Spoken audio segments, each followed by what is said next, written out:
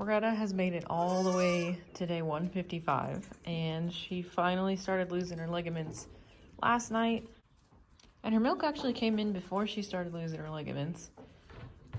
But her udder is definitely a lot bigger today than it was yesterday. And then this morning she also has a little bit of goo back there, plus she's been pawing and laying down.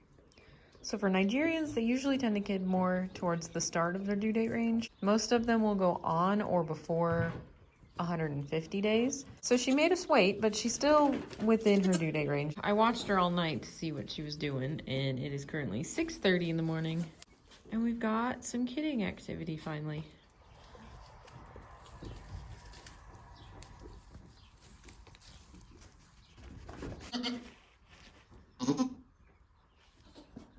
Don't get in the kidding kit.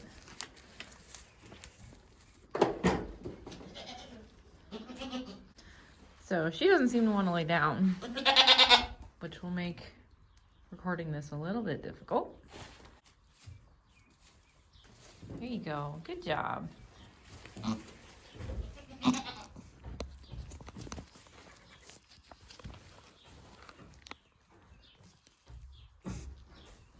job, sweetie.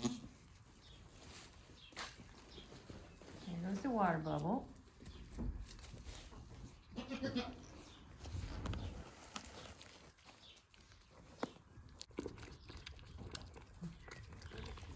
Hey, you have to actually push. Come on.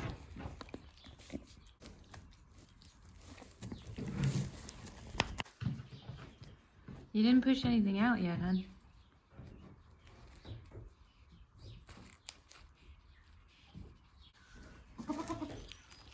Let's see. There's a bunch of red there, which I don't really like. It's normally not that bloody looking. You gotta lay down and push. Yeah. She keeps getting distracted by every little bit of fluid she drops. She has to clean everything up.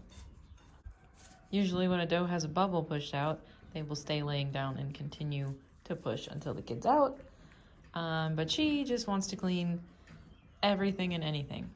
So she's currently distracted and kind of stalling. You're stalling out a little bit.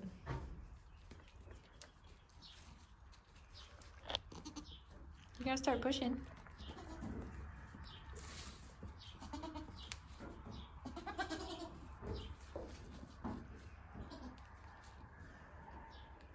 Lay down.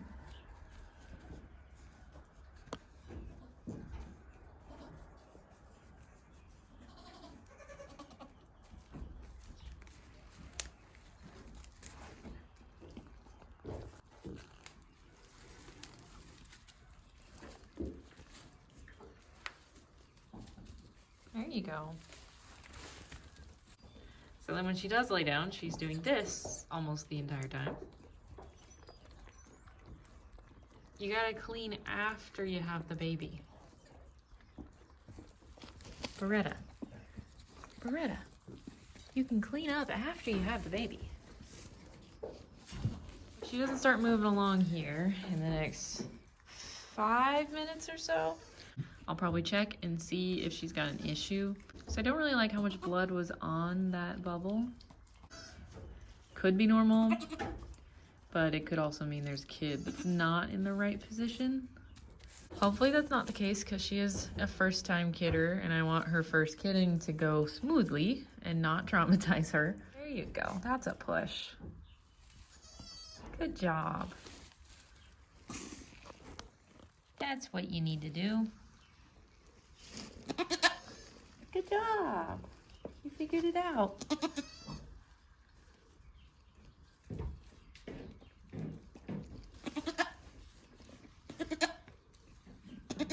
Good job.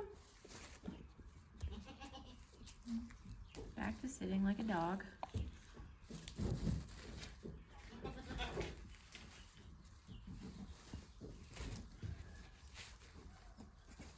Those are some good pushes.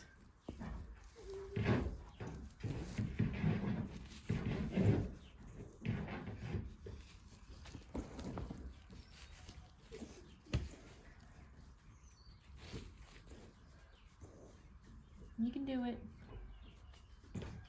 Since you had the bubble pushed out already, you shouldn't take too long to get a kid showing. Unless it's stuck somehow. But we don't want that, so we're gonna say it's just taking its time. I haven't had to fish out a baby yet this year. And I really don't want her to be the first one I have to do it to.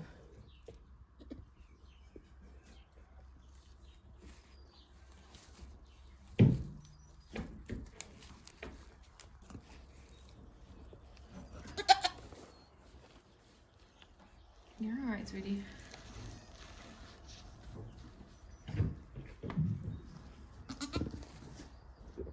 Good job.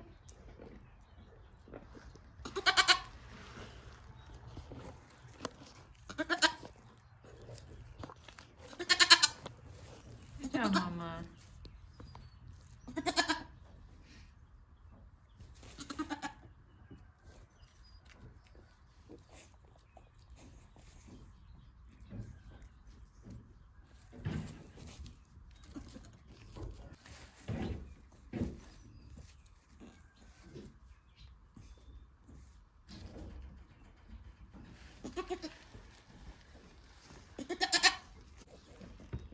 Okay, so I think I'm gonna check and make sure things are good because those are really hard pushes and there's no bulging back here. So we're gonna see if something's hung up somewhere. You got a foot right here. Just a foot. Oh.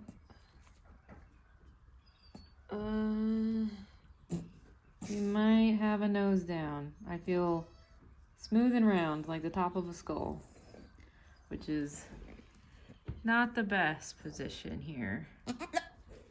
So I think I'm gonna have to try to get the nose up so she can get this baby out. Hang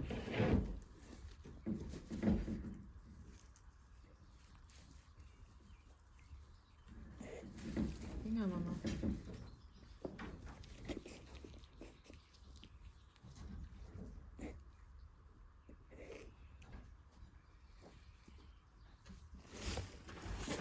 I can figure out which way the head is.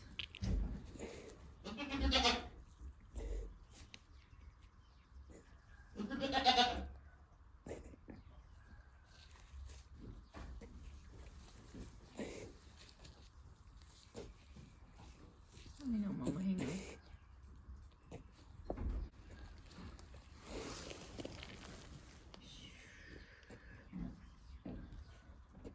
There's an eye, I think.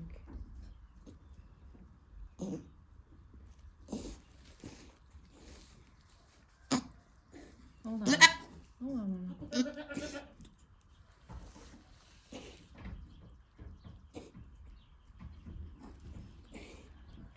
Get that slit back.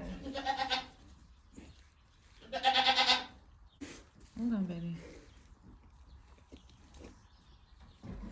Hold on, honey.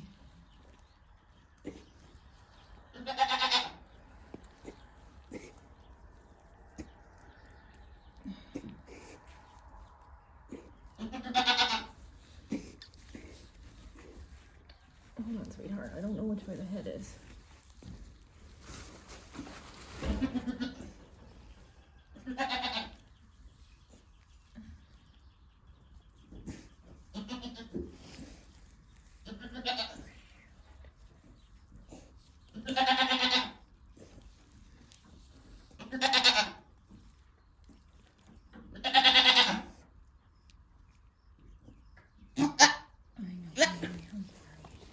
Hold on, honey. I'm trying to figure it out, baby.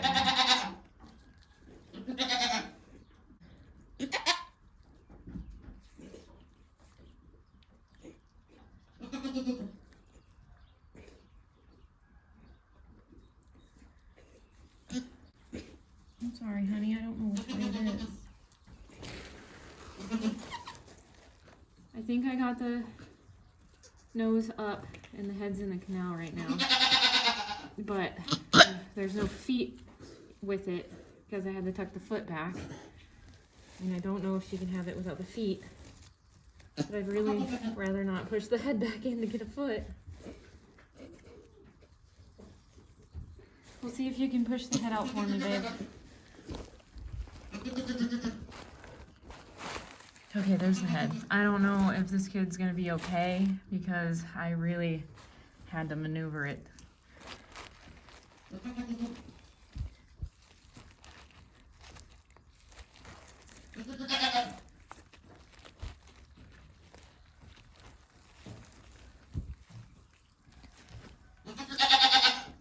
Yeah, I'm not seeing any signs of life from this baby.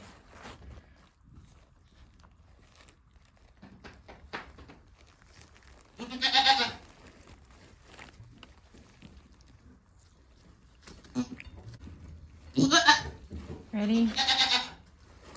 Out you go.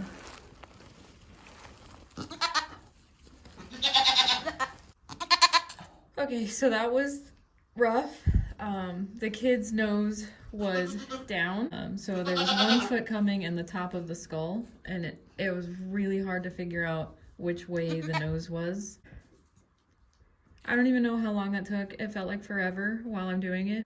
But finally I got it pushed back and the head angled up enough for the nose to come into the canal, and she did push out the head without the feet. But there was no signs of life from the kid. So the kid did come out in one piece. Mama's in a little bit of shock right now. The kid's eyes are foggy, so I think that the kid passed in her a day or two ago, which would explain why the nose was down. If the kid has passed before they're born, they don't get into position. So that's probably what happened there. That also explains why her bubble had bloody spots on it. Her afterbirth is already detached and is coming out with the kid bubble. So that's what that was. So we're gonna let Mama sit for a minute. I'm gonna check over the kid and see if there's anything I can see physically wrong with it.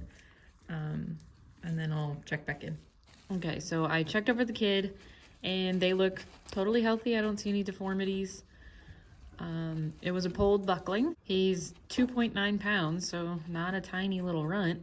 He had to have passed a day or two ago, I think. Maybe yesterday when she went into early labor, something happened and the placenta detached before she actually went into full labor. We'll see if she passes anything else, but she did get the kid out and the afterbirth came with him. So as of now, she is done kidding. I'm gonna go in and grab her some pain meds and an antibiotic. Since I did go in and the kid has been dead, I want to make sure she doesn't get an infection or anything. Probably some vitamin B as well, since this was stressful for her. And then I'm also going to get her a little bit more feed and just let her relax in this pen for the rest of the day.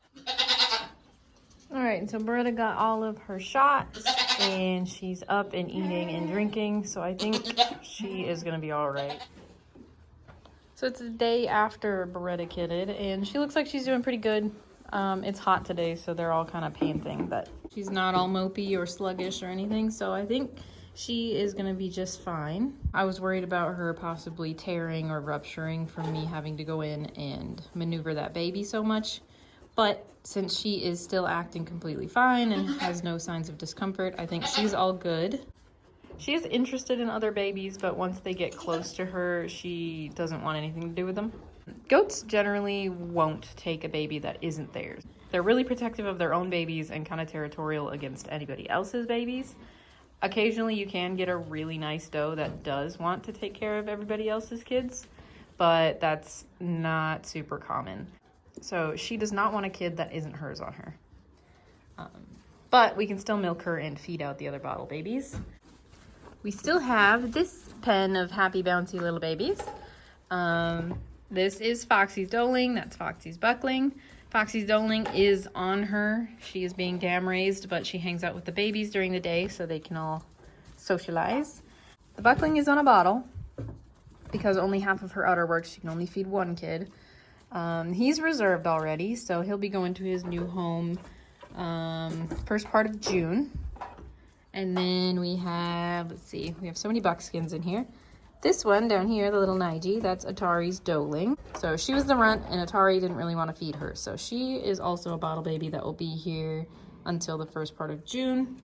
Atari silver doeling just got picked up today, so she went to a friend of mine. Same lady that picked up Sylvie and her babies. And then we have Birdie's youngest boy and Babs's youngest boy in here. They are both also reserved. They're going to be little 4-H wethers. I think they'll be leaving next week.